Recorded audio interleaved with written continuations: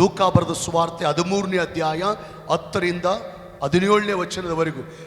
ಒಂದಾನೊಂದು ಸಬ್ಬತ್ ದಿನದಲ್ಲಿ ಆತನು ಒಂದು ಸಭಾ ಮಂದಿರದೊಳಗೆ ಉಪದೇಶ ಮಾಡುತ್ತಾ ಇದ್ದನು. ಅಲ್ಲಿ 18 ವರ್ಷಗಳಿಂದ ದೆವ್ವ ಬಡಿದು ಮೈಯಲ್ಲಿ ರೋಗವುಳ್ಳ ಒಬ್ಬ ಸ್ತ್ರೀಯು ಇದ್ದಳು. ಆಕೆಯು ನಡುಬಗ್ಗಿ ಹೋಗಿ ಸ್ವಲ್ಪವಾದರೂ ಮೈಯನ್ನು ಮೇಲಕ್ಕೆ ಎತ್ತಲಾರದೆ ಇದ್ದಳು.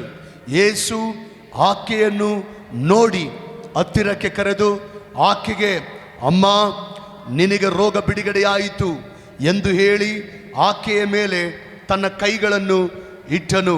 ಇಟ್ಟ ಕೂಡಲೇ ಆಕೆ ನೆಟ್ಟಗಾದಳು, ದೇವರನ್ನು ಕೊಂಡಾಡಿದಳು. ಆದರೆ ಸಭಾಮಂದಿರದ ಅಧಿಕಾರಿಯು ನಡೆದ ಸಂಗತಿಯನ್ನು ನೋಡಿ ಸಬ್ಬತ್ ದಿನದಲ್ಲಿ ಯೇಸು ಸ್ವಸ್ಥ ಮಾಡಿದನಲ್ಲ ಎಂದು ರೋಷಗೊಂಡು ಜನರಿಗೆ ಕೆಲಸ ಮಾಡುವುದಕ್ಕೆ 6 ದಿವಸಗಳು ಅವೆಯಷ್ಟೇ, ಆ ದಿವಸಗಳಲ್ಲಿ ಬಂದು ವಾಸಿ ಮಾಡಿಕೊಳ್ಳಲಿ, ಸಬ್ಬತ್ ದಿನದಲ್ಲಿ ಮಾತ್ರ ಬೇಡ ಎಂದು ಹೇಳಿದನು. ಆ ಮಾತನ್ನು ಕೇಳಿ ಸ್ವಾಮಿಯು ಅವನಿಗೆ, ಕಪಟಿಗಳು ನೀವು, ನಿಮ್ಮಲ್ಲಿ ಪ್ರತಿಯೊಬ್ಬನು ಸಬ್ಬತ್ ದಿನದಲ್ಲಿ ತನ್ನ ಎತ್ತನ್ನಾಗಲಿ ಕತ್ತೆಯನ್ನಾಗಲಿ ಗೋದಲಿಯಿಂದ ಬಿಚ್ಚಿ ನೀರು ಕುಡಿಸುವುದಕ್ಕಾಗಿ ಹಿಡುಕೊಂಡು ಹೋಗುತ್ತಾನಲ್ಲವೇ? ಹಾಗಾದರೆ 18 ವರ್ಷಗಳ ತನಕ ಸೈತಾನನು ಕಟ್ಟಿ ಹಾಕಿದ್ದವಳು ಅಬ್ರಹಾಮನ ವಂಶದವಳು ಆಗಿರುವ ಈಕೆಯನ್ನು ಸಬ್ಬತ್ ದಿನದಲ್ಲಿ ಈ ಕಟ್ಟಿನೊಳಗಿಂದ ಬಿಡಿಸಬಾರದು ಎಂದು ಉತ್ತರ ಕೊಟ್ಟನು. ಈ ಮಾತುಗಳನ್ನು ಆತನು ಹೇಳುತ್ತಿರಲಾಗಿ ಆತನ ವಿರೋಧಿಗಳೆಲ್ಲರೂ ನಾಚಿಗೊಂಡರು. ಗುಂಪು ಕೂಡಿದ್ದ ಜನರೆಲ್ಲ ಆತನಿಂದಾಗುತ್ತಿದ್ದ ಎಲ್ಲ ಮಹತ್ವದ ಕಾರ್ಯಗಳಿಗೆ ಸಂತೋಷಪಟ್ಟರು. ಮಗನೇ ಸೋದರಿ, ಈಗ ಓದಿದಂಥ ಒಂದು ವಾಕ್ಯದ ಸಂದರ್ಭವನ್ನು ನಿಮ್ಮ ಮುಂದೆ ಹೇಳ್ತಾನೆ. 18 ವರ್ಷಗಳ ಕಾಲ ದೆವ್ವ ಬಡಿದು 18 ವರ್ಷಗಳ ಕಾಲ ನಡುಪಗ್ಗಿ ಹೋದಂಥ ಒಬ್ಬ ಸ್ತ್ರೀ ಒಂದು ಸಬ್ಬತ್ ದಿನದಲ್ಲಿ ಆಲಯದಲ್ಲಿ ಬಂದಿದ್ದಾಳೆ, ಆಲಯದಲ್ಲಿ ಕೂತ್ಕೊಂಡಿದ್ದಾಳೆ. ಆಕೆ ಸ್ಥಿತಿ ಎಂಥ ಸ್ಥಿತಿ ಅಂದರೆ, ದೆವ್ವ ಬಡಿದು ದೆವ್ವ ಹಿಡಿದು ನಡಿಬಗ್ಗಿ ಹೋದಂಥ ಒಂದು ಸ್ಥಿತಿ. ಎಷ್ಟು ವರ್ಷಗಳ ಆಮೇಲೆ ಆ ಒಂದು ಬೆನ್ನನ್ನು ಮೇಲಕ್ಕೆ ಎತ್ತಲಾರದಂಥ ಒಂದು ಸ್ಥಿತಿ. ಎಷ್ಟು ವರ್ಷಗಳ ಕಾಲ ಆ ಸ್ತ್ರೀ, ಆ ತಾಯಿ ನಡುಬಗ್ಗಿ ಹೋದ ಸ್ಥಿತಿಯಲ್ಲಿದ್ದಾಳೆ.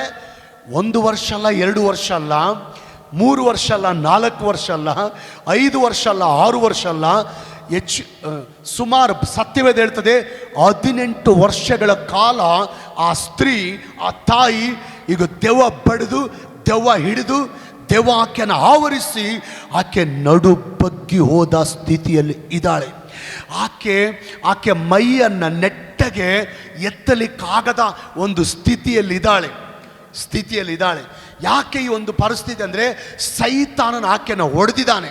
ಬೈಬಲ್ ಈ ರೀತಿಯಾಗಿ ಹೇಳ್ತದೆ, ದೆವ್ವ ಬಡಿದು ಅಂತ ಇದೆ, ಅಂದರೆ ದೆವ್ವ ಆಕೆಯನ್ನು ಹಿಡಿದಿದ್ದರಿಂದ ಆ ಒಂದು ಸ್ಥಿತಿಗೆ ಆ ಮಗಳು ಸೇರಿದಾಳೆ. 1 ವರ್ಷ ಅಲ್ಲ, 2 ವರ್ಷ ಅಲ್ಲ, 18 ವರ್ಷಗಳ ಕಾಲ ಬೆನ್ನನ್ನು ಮೇಲಕ್ಕೆ ಎತ್ತಲಾರದ ಸ್ಥಿತಿಯಲ್ಲಿ ಇದ್ದಾಳೆ. ನೆಟ್ಟಗೆ ನಿಂತ್ಕೊಳ್ಳೋಕ್ಕಾಗದಂಥ ಸ್ಥಿತಿಯಲ್ಲಿ ಇದ್ದಾಳೆ. ನೆಟ್ಟಗೆ ನಡೆದಾಡಲಿಕ್ಕೆ ಆಗದ ಸ್ಥಿತಿಯಲ್ಲಿ ಇದ್ದಾಳೆ. ನೆಟ್ಟಗೆ ಓಡಾಡಲಿಕ್ಕೆ ಆಗದ ಸ್ಥಿತಿಯಲ್ಲಿ ಆ ಸ್ತ್ರೀ, ಆ ತಾಯಿ ಇದ್ದಾಳೆ. ಮಗನೇ ಸೋದರಿ, ಒಬ್ಬ ವ್ಯಕ್ತಿ ಚೆನ್ನಾಗಿ ನಡೆದಾಡ್ತಾನೆ ಅಂದರೆ, ಒಬ್ಬ ವ್ಯಕ್ತಿ ಚೆನ್ನಾಗಿ ನೋಡ್ತಾನೆ ಅಂದರೆ, ಒಬ್ಬ ವ್ಯಕ್ತಿ ಚೆನ್ನಾಗಿ ಕೇಳಿಸ್ಕೊಳ್ತಾನಂದ್ರೆ, ಒಬ್ಬ ವ್ಯಕ್ತಿ ಚೆನ್ನಾಗಿ ಮಾತಾಡ್ತಾನಂದ್ರೆ, ಒಬ್ಬ ವ್ಯಕ್ತಿಗೆ ಆರೋಗ್ಯ ಚೆನ್ನಾಗಿದೆ ಅಂದರೆ, ಒಬ್ಬ ವ್ಯಕ್ತಿಯ ಅವಯವಗಳೆಲ್ಲ ಚೆನ್ನಾಗಿದೆ ಅಂದರೆ, ಅದು ದೇವರು ಆ ವ್ಯಕ್ತಿಗೆ ಕೊಟ್ಟಂತ ಒಂದು ಭಾಗ್ಯ. ನಾನು ಹೇಳೋದು ಹೌದಾ, ನಿಜ ಅಲ್ಲ ಹೇಳ್ರಿ? ಒಬ್ಬ ವ್ಯಕ್ತಿ ಚೆನ್ನಾಗಿ ನೋಡ್ತಾನಂದ್ರೆ, ನಡೆದಾಡ್ತಾನಂದ್ರೆ, ನೆಟ್ಟಿಗೆ ನಿಂತ್ಕೊಳ್ತಾನಂದ್ರೆ, ಚೆನ್ನಾಗಿ ಚೆನ್ನಾಗಿ ಕಿವಿಗಳಿಂದ ಕೇಳಿಸ್ಕೊಳ್ತಾನಂದ್ರೆ, ಕಣ್ಣಿಂದ ನೋಡ್ತಾನಂದ್ರೆ, ಬಾಯಿಂದ ಮಾತಾಡ್ತಾನಂದ್ರೆ, ನೆಟ್ಟಿಗೆ ನಿಂತ್ಕೊಳ್ತಾನಂದ್ರೆ, ಚೆನ್ನಾಗಿ ನಡೆದಾಡ್ತಾನಂದ್ರೆ, ಬಾಯಿಂದ ಚೆನ್ನಾಗಿ ಮಾತಾಡ್ತಾನಂದ್ರೆ, ಅದು ಆ ವ್ಯಕ್ತಿಗೆ ದೇವರು ಕೊಟ್ಟಂತ ಭಾಗ್ಯ. ಇವತ್ತು ನಿಮ್ಮಲ್ಲಿ ಕೂಡ ಅನೇಕ ಜನ ನೀವು ಚೆನ್ನಾಗಿ ಮಾತಾಡ್ತಾ ಇದ್ದೀರಿ, ಚೆನ್ನಾಗಿ ನೋಡ್ತಾ ಇದ್ದೀರಿ, ಚೆನ್ನಾಗಿ ಕೇಳಿಸ್ಕೊಳ್ತಾ ಇದ್ದೀರಿ, ಚೆನ್ನಾಗಿ ನಡೆದಾಡ್ತಾ ಇದ್ದೀರಿ, ನಿಮ್ಮ ಹೆಲ್ತ್ ಚೆನ್ನಾಗಿದೆ, ನಿಮ್ಮ ಆರೋಗ್ಯ ಚೆನ್ನಾಗಿದೆ, ನಿಮ್ಮ ಅವಯವಗಳು ಚೆನ್ನಾಗಿದೆ ಅಂದರೆ ಇದು ದೇವರು ನಿಮಗೆ ಕೊಟ್ಟಂಥ ಭಾಗ್ಯ. ದೇವರು ನಿಮಗೆ ಕೊಟ್ಟಂಥ ಭಾಗ್ಯ. ದೇವರು ನನಗೂ ನಿನಗೂ ಕೊಟ್ಟಂಥ ಆರೋಗ್ಯವನ್ನ, ದೇವರು ನಿನಗೆ ಕೊಟ್ಟಂಥ ಆರೋಗ್ಯವನ್ನ, ದೇವರು ನಿನಗೆ ಕೊಟ್ಟಂಥ ಬಲವನ್ನ, ದೇವರು ನಿನಗೆ ಕೊಟ್ಟಂಥ ಸಾಮರ್ಥ್ಯವನ್ನ, ದೇವರು ನಿನಗೆ ಕೊಟ್ಟಂಥ ಘನತೆಯನ್ನ, ದೇವರು ನಿನಗೆ ಕೊಟ್ಟಂಥ ಅಧಿಕಾರವನ್ನ ಕೆಲವು ಸಾರಿ ಸೈತಾನ ಏನ್ ಮಾಡ್ತಾನಂದ್ರೆ ಹಾಳು ಮಾಡ್ಲಿಕ್ಕೆ ನೋಡ್ತಾನೆ. ನಿನ್ನ ಆರೋಗ್ಯನ ಹಾಳು ಮಾಡ್ಲಿಕ್ಕೆ ನೋಡ್ತಾನೆ, ನಿನ್ನ ಬಲನ ಹಾಳು ಮಾಡ್ಲಿಕ್ಕೆ ನೋಡ್ತಾನೆ, ನಿನ್ನ ಸಾಮರ್ಥ್ಯನ ಹಾಳು ಮಾಡ್ಲಿಕ್ಕೆ ನೋಡ್ತಾನೆ, ನಿನ್ನ ಭವಿಷ್ಯತ್ತನ್ನು ಹಾಳು ಮಾಡ್ಲಿಕ್ಕೆ ನೋಡ್ತಾನೆ, ನಿನ್ನ ಅಧಿಕಾರವನ್ನು ಹಾಳು ಮಾಡ್ಲಿಕ್ಕೆ ನೋಡ್ತಾನೆ. ಬಲಹೀನ ನೋಡ್ರಿ, ಬಲಹೀನ ಪಡಿಸುವಂಥ ದುರಾತ್ಮ ಆಕೆ ಒಳಗಡೆ ಸೇರಿ ಆಕೆನ ಬಲಹೀನವಾಗಿ ಮಾಡಿದೆ. ಅಪವಾದಿ ಸೈತಾನನು, ದೆವ್ವ ತುಂಬಿದಂಥ ಜನರು ನಿಮ್ಮನ್ನ ಯಾವತ್ತೂ ಬಲಹೀನ ಪಡಿಸ್ಲಿಕ್ಕೆ ನೋಡ್ತಾರೆ ಹೊರತು ನಮಗೆ ಮೇಲು ಮಾಡಲಿಕ್ಕೆ ನೋಡಲ್ಲ. ಅಪವಾದಿ ಸೈತಾನನು, ದೆವ್ವ ತುಂಬಿದಂಥ ಜನ ನಮ್ಮನ್ನು ಬಲಹೀನ ಪಡಿಸಲಿಕ್ಕೆ ನೋಡ್ತಾರೆ ಹೊರತು ನಮಗೆ ಯಾವತ್ತೂ ಮೇಲು ಮಾಡಲ್ಲ. ಮಗನೇ ಸೋದರ ಸೋದರಿ, ಈಗ ದೇವ್ರ ಸ್ತೋತ್ರ, 18 ವರ್ಷಗಳ ಕಾಲ ದೆವ್ವ ಪಡೆದು ನಡು ಬಗ್ಗಿ ಹೋದಂಥ ಸ್ಥಿತಿ ಇರುವಂಥ ಆ ಸ್ತ್ರೀಗೆ, ಆ ತಾಯಿಗೆ ನನ್ನ ದೇವರು, ಜೀವಿಸುವ ದೇವರು, ಜೀವಿಸುವ ದೇವರು, ಪ್ರಾರ್ಥನೆ ಕೇಳುವ ದೇವರು, ತುಂಬಿದ ಆಲಯದಲ್ಲಿ 18 ವರ್ಷಗಳ ಕಾಲ ಸೈತಾನನ ಬಂಧನದಲ್ಲಿ ನಡುಬಗ್ಗಿ ಹೋದಂಥ ಸ್ತ್ರೀನ ನನ್ನ యేసయ్య ಸ್ವಸ್ಥ ಮಾಡಿದಾನೆ, ನನ್ನ యేసయ్య ಗುಣ ಮಾಡಿದಾನೆ, ನನ್ನ యేసయ్య ವಾಸಿ ಮಾಡಿದಾನೆ, ನನ್ನ యేసయ్య ಬಿಡುಗಡೆ ಕೊಟ್ಟಿದ್ದಾನೆ.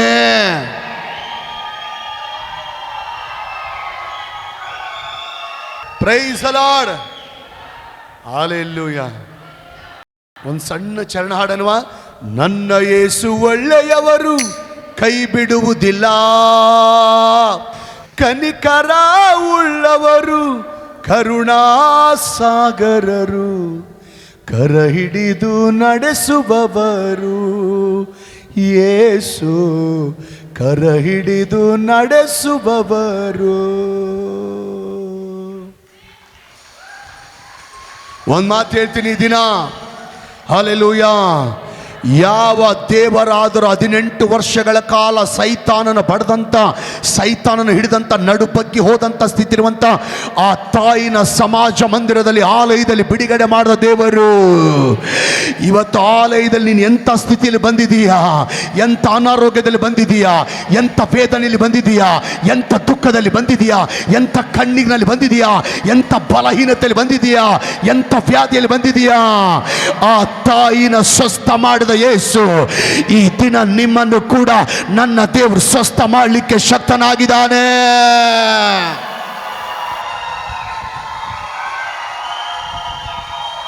Hallelujah, hallelujah, praise the Lord. ಮಗನೇ ಸಹೋದರ ಸಹೋದರಿ, ಮಗನೇ ಸಹೋದರ ಸಹೋದರಿ, ಯೇಸು ಸ್ವಾಮಿ 18 ವರ್ಷಗಳ ಕಾಲ ದೆವ್ವ ಹಿಡಿದಂಥ ಆ ತಾಯಿನ, ಆ ಸ್ತ್ರೀನ ಸ್ವಸ್ಥ ಮಾಡಿದ್ದು ಒಳ್ಳೆ ಕಾರ್ಯನ, ಕೆಟ್ಟ ಕಾರ್ಯನ, ಸಂತೋಷ ಪಡೋ ವಿಷಯನ, ಬೇಸರ ಆಗೋ ವಿಷಯನ?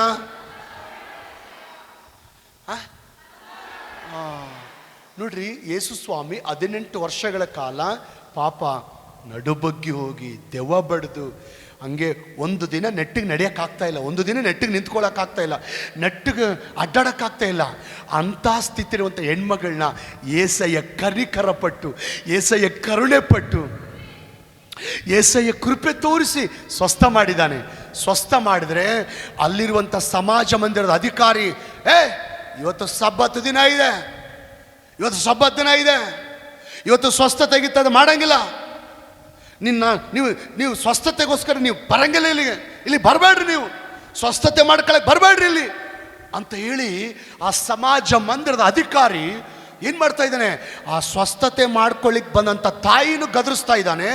ಏಸಯ್ಯ ಸ್ವಸ್ಥತೆ ಮಾಡಿದರೆ ಸಂತೋಷ ಪಡೋದ್ರ ಬದಲು ಪಾಪ 18 ವರ್ಷಗಳ ಕಾಲ ಹೆಣ್ಮಗಳು ಎಂಥ ಕಷ್ಟದಲ್ಲಿದ್ಲು, ಎಂಥ ಬಂಧನದಲ್ಲಿದ್ಲು, ನೆಟ್ಟಿಗೆ ನಿಂತ್ಕೊಳ್ಳೋಕ್ಕಾಗದಂಥ ಸ್ಥಿತಿಯಲ್ಲಿದ್ಲು. 18 ವರ್ಷಗಳ ಕಾಲ ನಡುಬಗ್ಗಿ ಹೋದಂಥ ಸ್ಥಿತಿಯಲ್ಲಿದ್ಲು. ಪ್ರತಿ ಭಾನುವಾರ ನಾನೇ ಕಣ್ಣಾರೆ ಆ ತಾಯಿ ಕಷ್ಟ ನೋಡ್ತಾ ಇದ್ದೀನಿ. ಇವತ್ತು ದೇವ್ರು ಸ್ವಸ್ಥ ಮಾಡ್ಯಾನ ಅಂತೇಳಿ ಆ ಸಮಾಜ ಮಂದಿರದ ಅಧಿಕಾರಿ ಸಂತೋಷ ಪಡೋದ್ರ ಬದಲು, ಆನಂದ ಪಡೋದ್ರ ಬದಲು, ಅಪ್ಪ ಹೆಂಗ ದೇವರ ಅದ್ಭುತ ಮಾಡಿಲ್ಲ ಅಂತೇಳಿ ಆ ಅದ್ಭುತ ನೋಡಿ ದೇವ್ರನ್ನ ಕೊಂಡಾಡೋದ್ರ ಬದಲು, ನೀವು ಸ್ವಸ್ಥತೆಗಿಸ್ತತೆ ಅನ್ನಂಗಿದ್ರೆ ಬರಂಗಿಲ್ಲ ಇಲ್ಲಿಗೆ ಅಂತೇಳಿ ಏನು ಮಾಡ್ತಾ ಇದ್ದಾನೆ, ಆಲಯಕ್ಕೆ ಬರಬೇಡ್ರಿ ಅಂತ ಗದರಿಸ್ತಾ ಇದ್ದಾನೆ. ಯೇಸು ಸ್ವಸ್ಥತೆ ಮಾಡಿದ್ದಕ್ಕೆ ಯೇಸು ಸ್ವಾಮಿನ ಗದರಿಸ್ತಾ ಇದ್ದಾನೆ. ಮಗನಿ ಮಗಳೇ, ಸೋದರಿ, ಒಂದು ಮಾತು ಹೇಳ್ತೀನಿ ರೀ, ನೀವು ಅನಾರೋಗ್ಯದಿಂದ ಗುಣ ಆಗಿ ಚೆನ್ನಾಗಾದ್ರೆ, ನೀವು ಅನಾರೋಗ್ಯದಿಂದ ಗುಣ ಆಗಿ ಚೆನ್ನಾಗಾದ್ರೆ ಕೆಲವರು ಅಸಲು ಸಹಿಸಲ್ಲ, ಸಂತೋಷ ಪಡಲ್ಲ. ಎಂಥ ಮನಸ್ಸು, ಎಂಥ ಕೆಟ್ಟ ಮನಸ್ಸು, ಎಂಥ ಕೆಟ್ಟ ಬುದ್ಧಿ ರೀ ಇವರಿಗೆ. ನೀವು ಚೆನ್ನಾಗಿ ಓದಿ ಒಳ್ಳೆ ಜಾಬ್ ತಕ್ಕೊಂಡು ಉತ್ತಮ ಸ್ಥಿತಿಗೆ ಬಂದರೆ ಕೆಲವ್ರಿಗೆ ಅಸಲು ಸಹಿಸಲ್ಲ, ಸಂತೋಷ ಪಡಲ್ಲ. ಇವ್ರಿಗೆ ಎಂಥ ಕೆಟ್ಟ ಮನಸ್ಸು, ಎಂಥ ಕೆಟ್ಟ ಬುದ್ಧಿ ರೀ. ನೀವು ದುಡಿಮೆಯಲ್ಲಿ, ವ್ಯಾಪಾರದಲ್ಲಿ ಒಳ್ಳೆ ಲಾಭ ಗಳಿಸಿ, ಒಳ್ಳೆ ಆದಾಯ ಸಂಪಾದಿಸಿ ನೀವು ಉತ್ತಮ ಸ್ಥಿತಿಗೆ ಬಂದರೆ ಕೆಲವರು ಅಸಲು ಸಹಿಸಲ್ಲ, ಸಂತೋಷನೇ ಪಡಲ್ಲ. ಇವ್ರಿಗೆ ಎಂಥ ಕೆಟ್ಟ ಮನಸ್ಸು, ಎಂಥ ಕೆಟ್ಟ ಬುದ್ಧಿ ರೀ ಇವರಿಗೆ. ನಿಮ್ಮ ಮಗಳಿಗೆ ಒಳ್ಳೆ ವರ ಸಿಕ್ಕು, ನಿಮ್ಮ ಮಗನಿಗೆ ಒಳ್ಳೆ ವಧು ಸಿಕ್ಕು, ನಿಮ್ಮ ಮಕ್ಕಳ ಮದುವೆ ಗ್ರ್ಯಾಂಡ್ ಆಗಿ ನಡೆದ್ರೆ ಕೆಲವರು ಅಸಲು ಸಹಿಸಲ್ಲ, ಸಂತೋಷ ಪಡಲ್ಲ ರೀ. ಇವ್ರಿಗೆ ಎಂಥ ಕೆಟ್ಟ ಮನಸ್ಸು ರೀ, ಎಂಥ ಕೆಟ್ಟ ಬುದ್ಧಿ ರೀ ಇವರಿಗೆ. ನೀವೊಂದು ಒಳ್ಳೆ ಬೈಕ್ ತಗೊಂಡ್ರೆ, ನೀವೊಂದು ಒಳ್ಳೆ ಕಾರ್ ತಗೊಂಡ್ರೆ ಕೆಲವರು ಅಸಲು ಸಹಿಸಲ್ಲ, ಸಂತೋಷ ಪಡಲ್ಲ. ಯಾಕ್ರಿ ಇವ್ರಿಗೆ ಇಂಥ ಕೆಟ್ಟ ಮನಸ್ಸು, ಇಂಥ ಕೆಟ್ಟ ಬುದ್ಧಿ? ನೀವು ಒಳ್ಳೆ ಸೇವೆ ಮಾಡಿದ್ರೆ, ನಿಮ್ಮ ಸಭೆ ಬೆಳೆದ್ರೆ, ನಿಮ್ಮ ಸಭೆ ಸಂಖ್ಯೆಯಲ್ಲಿ ಅಭಿವೃದ್ಧಿ ಆದರೆ ಕೆಲವರು ಅಸಲು ಸಹಿಸಲ್ಲ, ಸಂತೋಷ ಪಡಲ್ಲ. ಯಾಕ್ರಿ ಇವರಿಗೆ ಇಂಥ ಕೆಟ್ಟ ಮನಸ್ಸು, ಇಂಥ ಕೆಟ್ಟ ಬುದ್ಧಿ?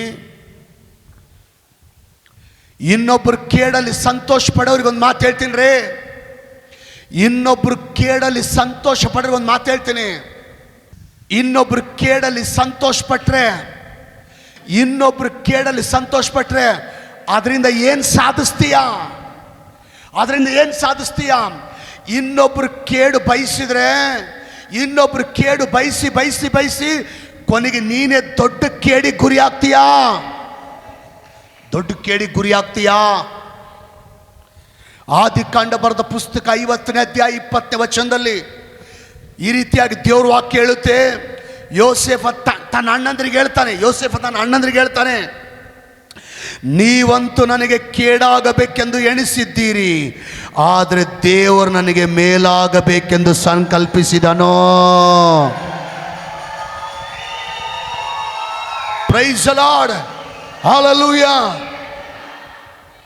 ಯೋಸೇಫನ ಹೇಳ್ತಾನೆ, ಅವ್ರ ಅಣ್ಣಂದ್ರಿಗೆ ಹೇಳ್ತಾನೆ, ನೀವೆಲ್ಲರೂ ನನಗೆ ಕೇಡಾಗಬೇಕಂತ ಬಯಸಿದ್ರಿ, ನೀವೆಲ್ಲರೂ ನನಗೆ ಕೆಟ್ಟದಾಗಬೇಕಂತ ಬಯಸಿದ್ರಿ, ನೀವೆಲ್ಲರೂ ನನ್ನ ಹಾಳಾಗಬೇಕಂತ ಬಯಸಿದ್ರಿ, ನೀವೆಲ್ಲರೂ ನನಗೆ ನಾಶ ಆಗ್ಬೇಕಂತ ಬಯಸಿದ್ರಿ, ನೀವೆಲ್ಲ ನನ್ನ ಅಡ್ರೆಸ್ ಇಲ್ದಂಗೆ ಹೋಗ್ಬೇಕಂತ ಬಯಸಿದ್ರಿ. ಆದ್ರೆ ನನ್ನ ದೇವರು ನೀವೆಲ್ಲರೂ ಕೆಟ್ಟದ್ದು ಬಯಸಿದ್ರು, ನೀವೆಲ್ಲ ಕೇಡು ಬಯಸಿದ್ರು, ನನ್ನ ದೇವರು ನನಗೆ ಮೇಲಾಗಬೇಕಂತ ಸಂಕಲ್ಪಿಸಿದಾನೆ.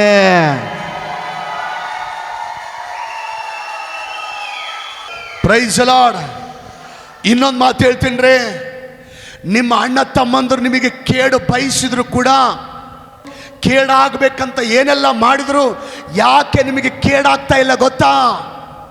ಯಾಕೆ ನಿಮಗೆ ಕೇಳಾಗ್ತಾ ಇಲ್ಲ ಅಂದರೆ ದೇವರು ನಿಮಗೆ ಮೇಲಾಗಬೇಕಂತ ಸಂಕಲ್ಪಿಸಿದಾನೆ. ನಿಮ್ಮ ಬಂಧುಗಳು ನಿಮ್ಮ ಸ್ನೇಹಿತರು ನಿಮಗೆ ಕೇಡಾಗಬೇಕಂತ ಬಯಸಿದ್ರು, ಕೇಡಾಗಬೇಕಂತ ಏನೆಲ್ಲ ಪ್ರಯತ್ನ ಮಾಡಿದ್ರು, ಯಾಕೆ ನಿಮಗೆ ಕೇಡಾಗ್ತಾ ಇಲ್ಲ ಗೊತ್ತಾ? ದೇವರು ನಿನಗೆ ಮೇಲಾಗಬೇಕಂತ ಸಂಕಲ್ಪಿಸಿದಾನೆ. ನಿಮ್ಮ ಶತ್ರುಗಳು ನಿಮಗೆ ಕೇಡಾಗಬೇಕಂತ ಬಯಸಿದ್ರು, ಕೇಡಾಗಬೇಕಂತ ನಾನಾ ಪ್ರಯತ್ನ ಮಾಡಿದ್ರು, ಯಾಕೆ ನಿಮಗೆ ಕೇಡಾಗ್ತಾ ಇಲ್ಲ ಗೊತ್ತಾ? ದೇವರು ನಿಮಗೆ ಮೇಲಾಗಬೇಕಂತ ಸಂಕಲ್ಪಿಸಿದಾನೆ. ನೀವು ಕೆಲಸ ಮಾಡುವ ಸ್ಥಳದಲ್ಲಿ ನಿಮ್ಮ ಜೊತೆ ಕೆಲಸದವರು, ನಿಮ್ಮ ಮೇಲಾಧಿಕಾರಿಗಳು ನಿಮಗೆ ಕೇಡಾಗಬೇಕೆಂದು ಬಯಸಿದ್ರು, ಯಾಕೆ ನಿಮಗೆ ಕೇಡಾಗ್ತಾ ಇಲ್ಲ ಗೊತ್ತಾ? ದೇವರು ನಿಮಗೆ ಮೇಲಾಗಬೇಕಂತ ಸಂಕಲ್ಪಿಸಿದಾನೆ. ನಿಮ್ಮ ಕುಟುಂಬಕ್ಕೆ, ನಿಮ್ಮ ಮಕ್ಕಳಿಗೆ, ನಿಮ್ಮ ದುಡಿಮೆಗೆ, ನಿಮ್ಮ ಬಿಸಿನೆಸ್ಸಿಗೆ, ನಿಮ್ಮ ಸೇವೆಗೆ ಕೆಲವು ಜನ ಕೇಡಾಗಬೇಕಂತ ಬಯಸಿದ್ರು, ಕೇಡು ಮಾಡಬೇಕಂತ ಏನೆಲ್ಲ ಪ್ರಯತ್ನ ಮಾಡಿದ್ರು, ಯಾಕೆ ಕೇಡಾಗ್ತಾ ಇಲ್ಲ ನಿಮಗೆ ಗೊತ್ತಾ? ದೇವರು ನಿಮಗೆ ಮೇಲಾಗಬೇಕಂತ ಸಂಕಲ್ಪಿಸಿದಾನೆ. ಜನ ನಿಮಗೆ ಕೇಡು ಆಗಬೇಕಂತ ಬಯಸಿದ್ರು, ಕೇಡಾಗಬೇಕಂತ ನಾನಾ ಪ್ರಯತ್ನ ಮಾಡಿದ್ರು ಕೂಡ ನಿಮಗೆ ಕೇಳಾಗ್ತಾ ಇಲ್ಲ. ಯಾಕೆಂದ್ರೆ ನನ್ನ ದೇವರು ನಿಮಗೆ ಮೇಲಾಗಬೇಕಂತ ಸಂಕಲ್ಪಿಸಿದಾನೆ.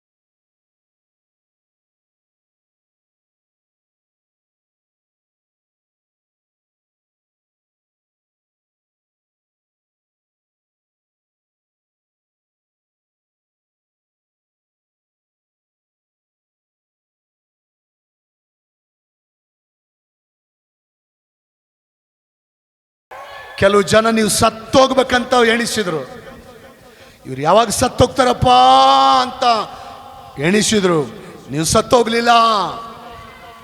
ಯಾವಾಗ ಇವರು ಮೂಲೆ ಗುಂಪಾಗ್ತಾರಪ್ಪ ಅಂತ ಅನಿಸಿದ್ರು, ನೀವು ಮೂಲೆ ಗುಂಪಾಗಲಿಲ್ಲ. ಯಾವ ರೋಗನೂ ಬರಲಿಲ್ಲ. ಯಾಕೆ ಗೊತ್ತಾ? ಕೆಲವು ಜನ ನಿಮಗೆ ಕೇಡಾಗಬೇಕಂತ ಬಯಸಿದ್ರು, ನೀನು ನಂಬಿರುವ ದೇವರು, ನೀನು ಹಿಂಬಾಲಿಸುವ ದೇವರು, ನೀನು ಆರಾಧಿಸುವ ದೇವರು, ನೀನು ಪ್ರೀತಿ ಮಾಡುವ ದೇವರು, ಯೋಸೇಫನ ದೇವರು ನಿನಗೆ ಮೇಲಾಗಬೇಕಂತ ಸಂಕಲ್ಪಿಸಿದಾನೆ. ನೋಡ್ರಿ, ದೆವ್ವ ತುಂಬಿದಂತ ಅಪವಾದಿ ಸೈತಾನನು ಆ ತಾಯಿಗೆ ಸ್ವಸ್ಥತೆ ದೇವ್ರು ಮಾಡಿದರೆ ಸಂತೋಷ ಪಡಬೇಕು. ಆ ತಾಯಿ 18 ವರ್ಷದಿಂದ ಗುಣ ಆಗಿದ್ದು ನೋಡಿ ಸಂತೋಷ ಪಡಬೇಕಾಗಿತ್ತು. ಆದರೆ ಆ ವ್ಯಕ್ತಿ ಏನು ಮಾಡ್ತಾ ಇದ್ದಾನೆ? ನೀನು ಆಲಯಕ್ಕೆ ಬರಂಗಿಲ್ಲ ಅಂತ ಗದರಿಸ್ತಾ ಇದ್ದಾನೆ. ದೆವ್ವ ತುಂಬಿದ ಜನ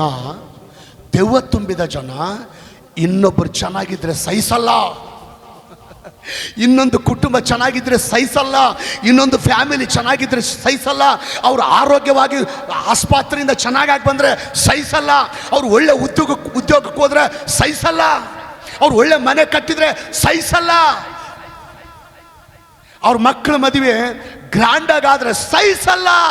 ದೆವ್ವ ತುಂಬಿದ ಜನ, ದುರಾತ್ಮ ತುಂಬಿದ ಜನ,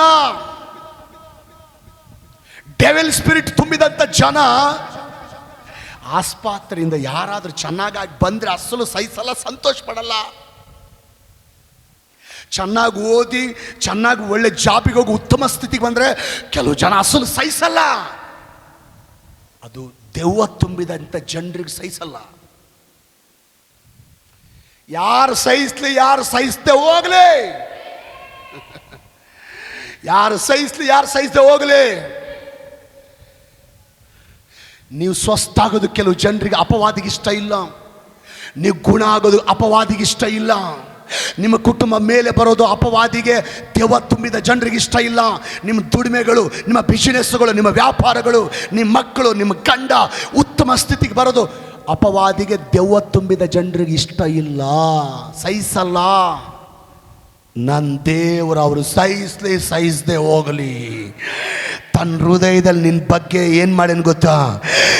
ನನ್ನ ಮಗಳನ್ನ ನಾನು ಸ್ವಸ್ಥ ಮಾಡೇ ಮಾಡ್ತೀನಿ, ನನ್ನ ಮಗನ್ನ ನಾನು ಸ್ವಸ್ಥ ಮಾಡೇ ಮಾಡ್ತೀನಿ, ನನ್ನ ಮಕ್ಕಳ ಕುಟುಂಬನ ಮೇಲೆ ತಂದೆ ತರ್ತೀನಿ. ನಿಮ್ಮ ದುಡಿಮೆಗಳನ್ನು, ನಿಮ್ಮ ವ್ಯಾಪಾರಗಳನ್ನು, ನಿಮ್ಮ ಬಿಸಿನೆಸ್ಸುಗಳನ್ನು, ನಿಮಗೆ ಸಂಬಂಧಪಟ್ಟವುಗಳನ್ನು ನಾನು ಆಶೀರ್ವಾದ ಮಾಡಬೇಕಂತ ಸಂಕಲ್ಪಿಸಿದ್ದೇನೆ. Price the lord. ಮಗನ ಮಗಳೇ, ಸೋದರ ಸೋದರಿ, ಬಲಹೀನಪಡಿಸುವಂಥ ದುರಾತ್ಮ, ಬಲಹೀನಪಡಿಸುವಂಥ ದೆವ್ವ ಆ ತಾಯಿ ಒಳಗಡೆ ಸೇರಿಕೊಂಡು ನಡು ಬಗ್ಗಿ ಹೋದ ಸ್ಥಿತಿಯಲ್ಲಿದ್ದಾಳೆ. ನೆಟ್ಟಿಗೆ ನಡೆಯೋಕ್ಕಾಗ್ತಾ ಇಲ್ಲ ಪಾಪ. ಹಿಂಗೆ ಈ ಗೂನು ಬಂದವರು ಹಿಂಗೆ ನಡೀತಾರಲ್ವ, ಆ ಥರನೇ ನಡೀತಾಳೆ. ಇದು ಒಂದು ವರ್ಷದ ಕಥೆ ಅಲ್ಲ, ಒಂದು ವಾರದ ಕಥೆ ಅಲ್ಲ, ಇದು 18 ವರ್ಷಗಳ ಕಾಲ ಕಣ್ಣೀರಿನ ಕತೆ, ನೋವಿನ ಕತೆ. ಆಲಯಕ್ಕೆ ಬಂದು ವಾರ ಬಂದು ಕೂತ್ಕೊಂಡಾಳ. ಆ ಹೆಣ್ಮಗಳೇನು ಏಸಯ್ಯ, 18 ವರ್ಷಗಳ ಕಾಲ ಸೈತಾನ ನಾನು ಬಂಧಿಸಲ್ಪಟ್ಟು ಹಿಂಗಾಗಿದ್ದೀನಿ, ನಡುಬಗ್ಗಿ ಹೋಗಿದೆ, ನನ್ನ ವಾಸಿ ಮಾಡಂತ ಕೂಡ ಕೇಳಲಿಲ್ಲ. ಆಲಯದಲ್ಲಿ ಕೂತ್ಕೊಂಡಾಳಷ್ಟೇ. ಆಕೆ ಕೇಳಿಕೊಂಡಿಲ್ಲ ಅಂದ್ರು ಆಲಯದಲ್ಲಿ ಕೂತ್ಕೊಂಡಿಯಲ್ಲ ನೀನು, ಆಲಯದಲ್ಲಿ ಕೂತ್ಕೊಂಡಾಳ ಅಷ್ಟೇ, ಬೇಡ್ಕೊಂಡಿಲ್ಲ. ಆಯಮ್ಮ ಕೇಳಿಲ್ಲ ಅಂದ್ರು ನನ್ನ ಕರುಣಾಮಯ ಆಕೆ ಪರಿಸ್ಥಿತಿನ ಅರ್ಥ ಮಾಡಿಕೊಂಡು ಬೇಡಿಕೊಳ್ಳದೆ ಇದ್ರು ಕೂಡ, ಕೇಳಿಕೊಳ್ಳದೆ ಇದ್ರು ಕೂಡ ಹತ್ತಿರಕ್ಕೆ ಕರೆದು ನನ್ನ యేసయ్య ಆಕೆಯನ್ನು ಸ್ವಸ್ಥ ಮಾಡಿದ್ದಾನೆ.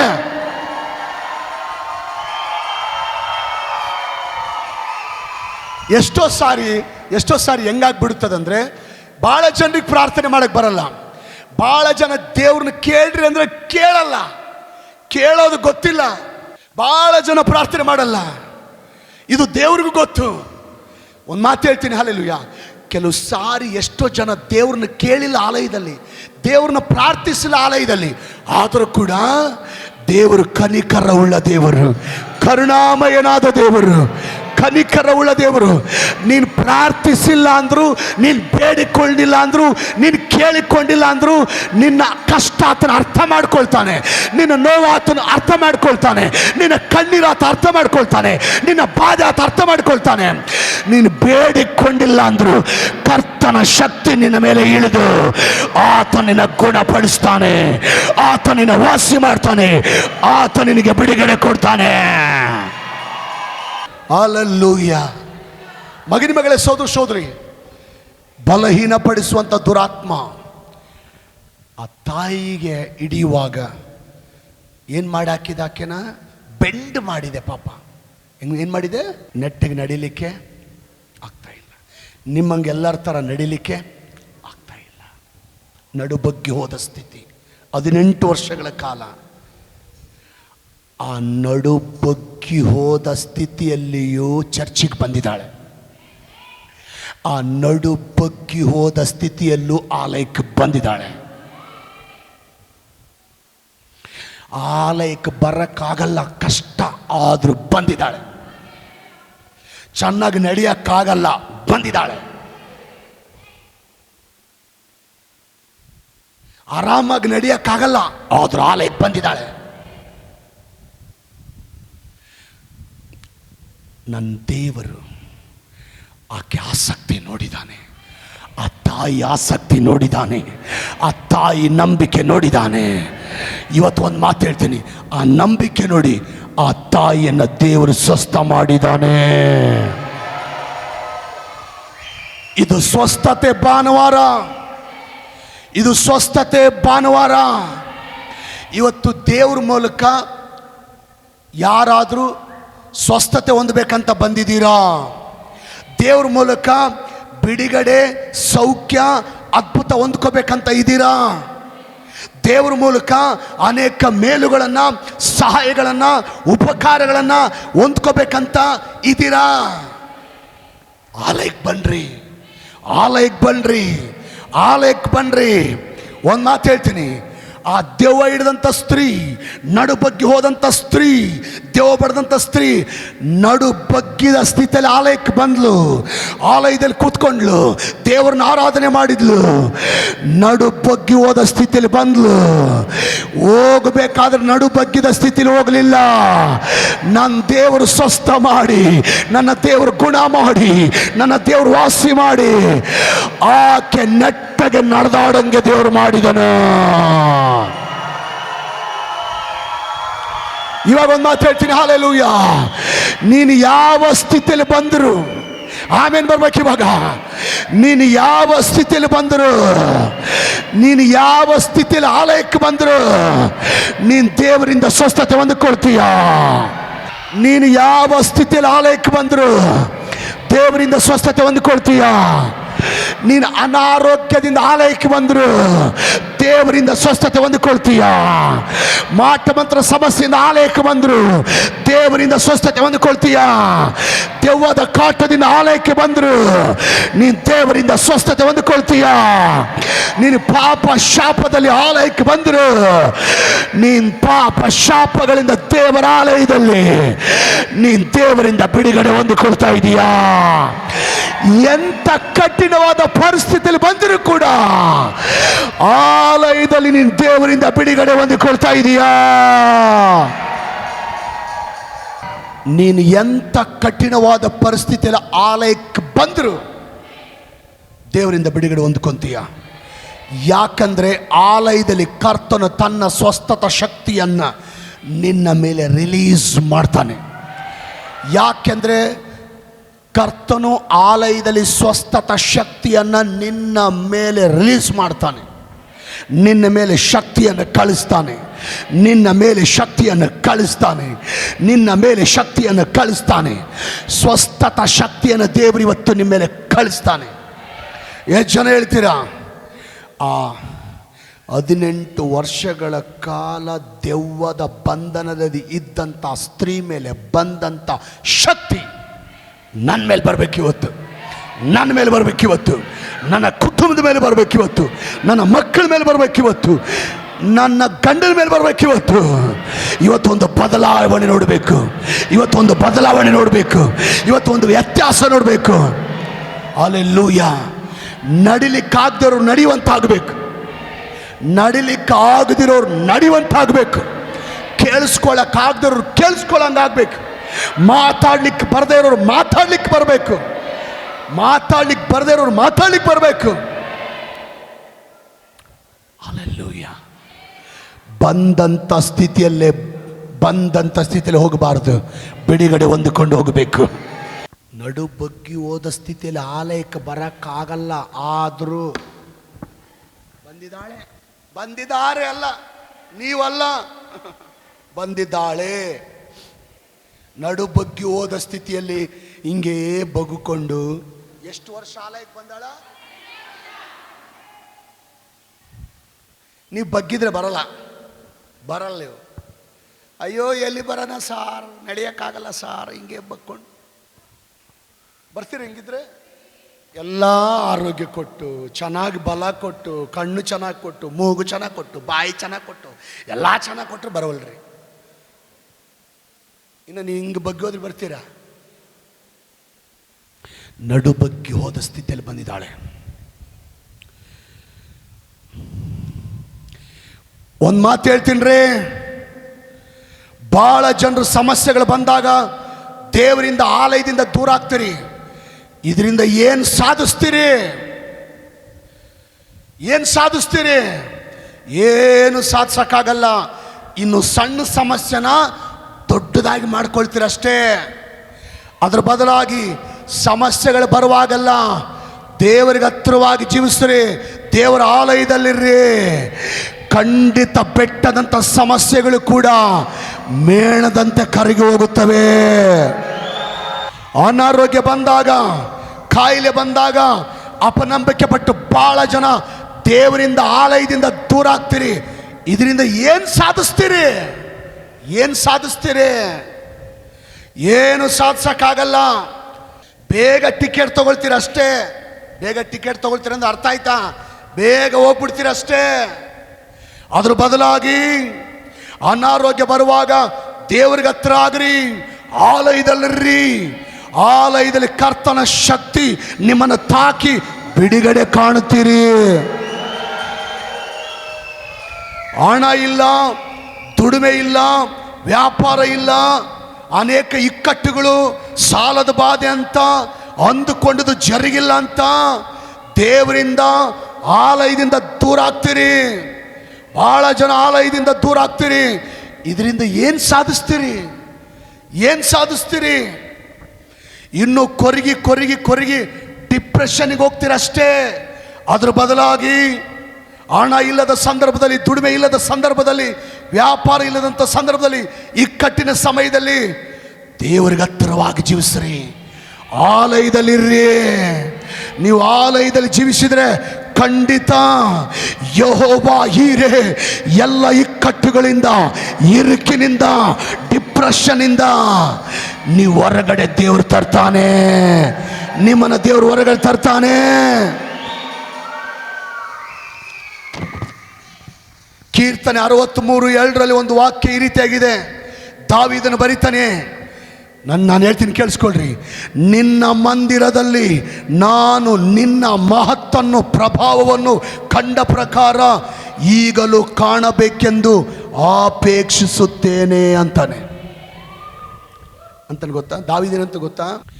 ದಾವೀದಂತಾನೆ, ಈ ಹಿಂದೆ ಆಲಯದಲ್ಲಿ ನಾನು ನಿನ್ನ ಅದ್ಭುತಗಳನ್ನು, ಮಹತ್ತುಗಳನ್ನು ಕಂಡ ಪ್ರಕಾರ ಇವತ್ತು ನಾನು ಕಾಣಬೇಕಂತ ಅಪೇಕ್ಷಿಸುತ್ತೇನೆ ಅಂತ.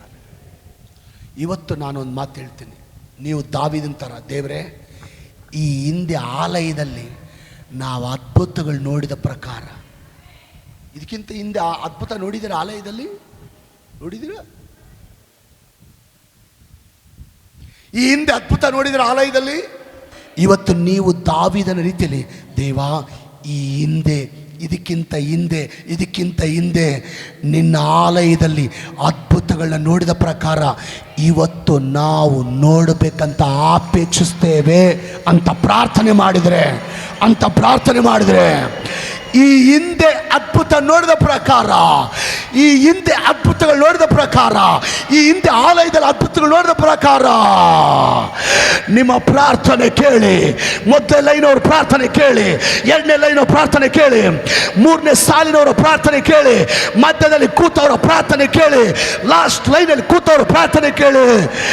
ಇವತ್ತು ಕೂಡ ಅದ್ಭುತಗಳು ನೋಡುವಂತೆ, ಮಹತ್ವಗಳು ನೋಡುವಂತೆ ದೇವರು ಕಾರ್ಯ ಮಾಡ್ತಾನೆ.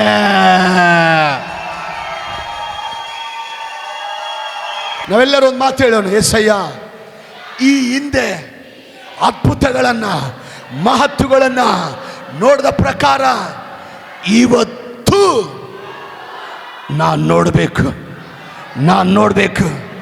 ಈ ಹಿಂದೆ ಅದ್ಭುತಗಳು, ಮಹತ್ಕಾರ್ಯಗಳು ನೋಡಿದ ಪ್ರಕಾರ ಇವತ್ತು ನೋಡಬೇಕು. ಯಾರು ಮಾಡಿದ ಪ್ರಾರ್ಥನೆ ಇದು? ಈ ರೀತಿ ನಿಮ್ಮ ತಲೆಗೆಲ್ಲ ಇಂಥ ಪ್ರಾರ್ಥನೆ ಎಲ್ಲಿ ಬರ್ತಾವೆ?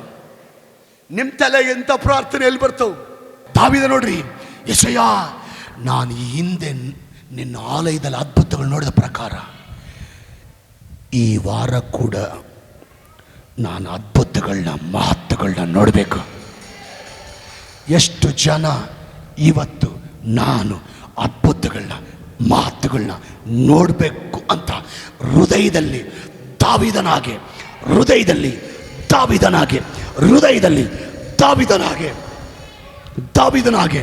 ಪ್ರಾರ್ಥಿಸಿದರೆ ನೀವು ಖಂಡಿತ ಅದ್ಭುತ ಇವತ್ತು ನೋಡೇ ನೋಡ್ತೀರಿ.